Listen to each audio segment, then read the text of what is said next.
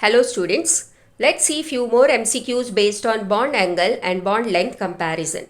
Let's see the first question. Bond angle in water is 104.5 degree, then the bond in Cl2O should be. So let us first draw the structure of Cl2O molecule. Here oxygen will undergo sp3 hybridization with 2 lone pair. Therefore the expected structure is same like water, that is in this way with 2 lone pairs on oxygen, and expected bond angle is 104.5. But students, there are 3 lone pairs each on the chlorine atoms, and therefore there will be the non-bonding electronic repulsions between the lone pairs of those 2 chlorine atoms, and therefore the bond angle will increase from 104.5 to 110.8 degree, and therefore the answer is fourth option. Let's see the next question. Correct order of bond angles is the options which are given. Let's first draw the structure for all the 4 molecules given. So if you see the structure, phosphorus undergoes sp3 hybridization with 1 lone pair on phosphorus, and therefore if you see the structures are like this, like that of ammonia. But here if you see that fluorine, chlorine, bromine, iodine, students, you know that as you move down the group, the atomic size goes on increasing. Therefore the size of iodine is bigger as compared to fluorine, and the first reason here will be the steric hindrance. Now because of steric hindrance, the bond angle which will be between phosphorus, iodine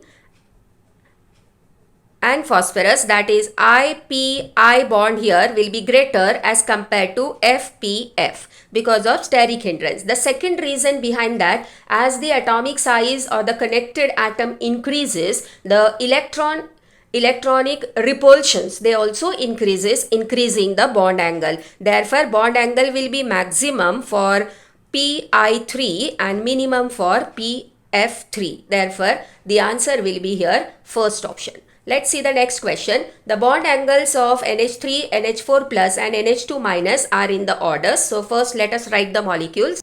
Now let us calculate the type of hybridizations here. On nitrogen here, the hybridization is sp3 and 1 lone pair. Here it is sp3 and this is sp3 plus 2 lone pairs. So NH4 plus will have the regular bond angle of 109.28, whereas with 1 lone pair the bond angle will decrease to 107.18, and that for NH2 minus it will be 104.35 because there are 2 lone pairs. So the bond angle will be in the sequence of ammonium will have the highest and NH2 minus will have the minimum.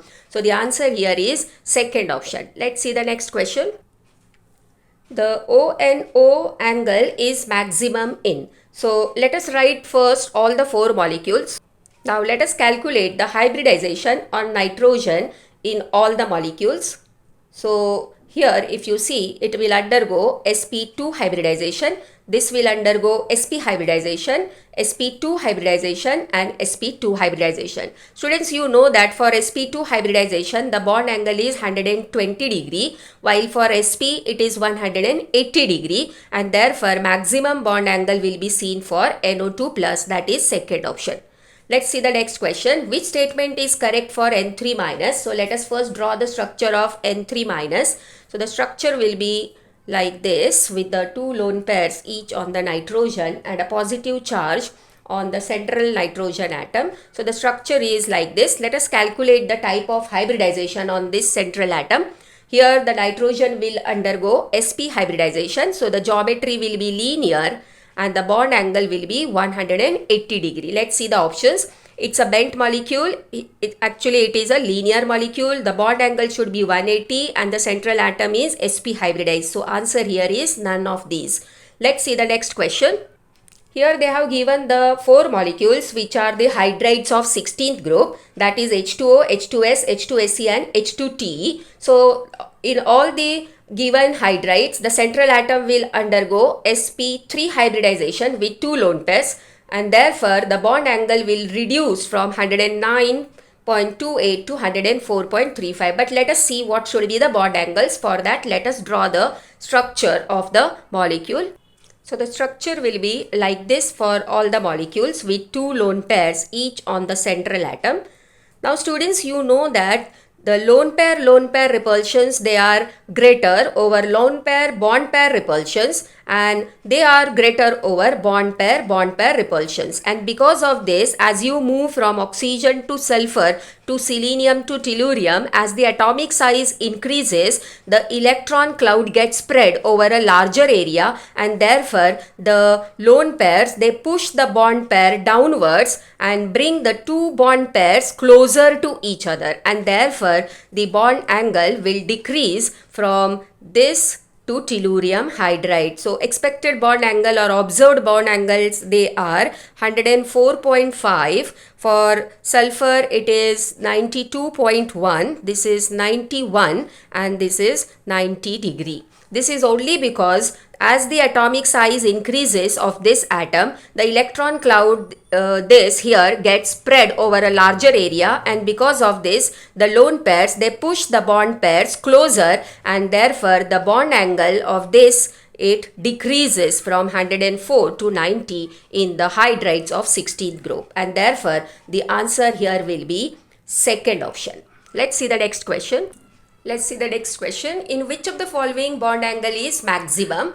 So 4 options are given. Let's write the 4 options and calculate the type of hybridizations there. Here nitrogen will undergo sp3 hybridization with one lone pair. Ammonium will undergo sp3 hybridization. Here phosphorus will undergo sp3 hybridization with one lone pair, and SCl2 will undergo sp3 hybridization with two lone pairs. So if you check the bond angles there, here it will be regular sp3, that is 109.28. With one lone pair, the bond angle here will become 107 nearly. This will also be 107, and with two lone pair it will become 104.35. This will be 18. So here the maximum bond angle will be for ammonium ion. So the answer is second option. Let's see the next question. In which of the following central atom is unhybridized? Let's write the molecules. Here sulfur will undergo sp2 hybridization. Here sulfur will undergo sp2 hybridization with one lone pair. Here silicon will undergo sp3 hybridization with no lone pair, and this will undergo sp3 hybridization with one lone pair. So students, if you see, all are undergoing hybridization, but in this molecule, although we have calculated sp2, but here as it is attached to carbon atom, carbon has low electronegativity, and it is therefore unable to bring about the 3p and 3d orbitals close enough so that the electrons can get excited, and therefore the sulfur atom here remains unhybridized, and so here the central atom will remain unhybridized in first option. So the answer here is first option because of low electronegativity of carbon. I hope this video was interesting for you and useful for you. So please do share with your friends. Thank you for watching, students.